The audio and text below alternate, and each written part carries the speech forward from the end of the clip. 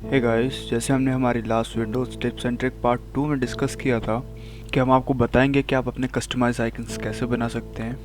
तो चलिए शुरू करते हैं।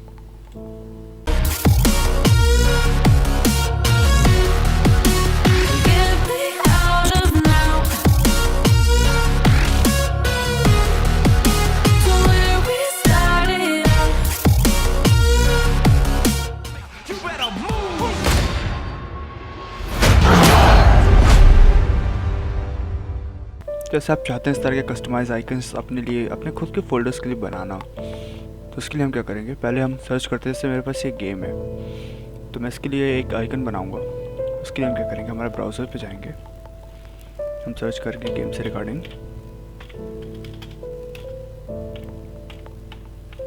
Horizon Zero Dawn icons।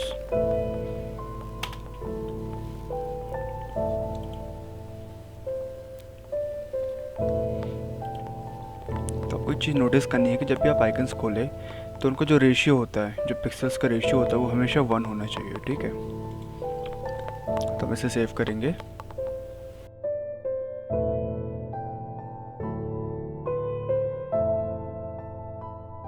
अब हम इसे ICO में कन्वर्ट करेंगे।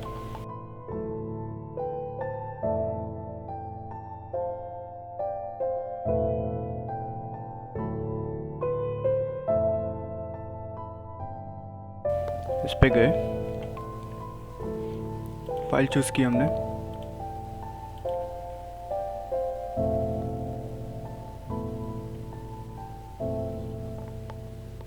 Start conversion.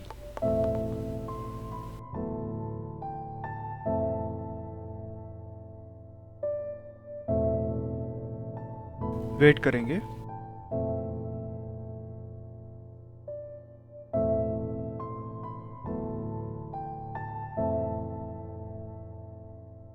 फाइल डाउनलोड हो गई है, तब चलिए आइकन सेट करते हैं।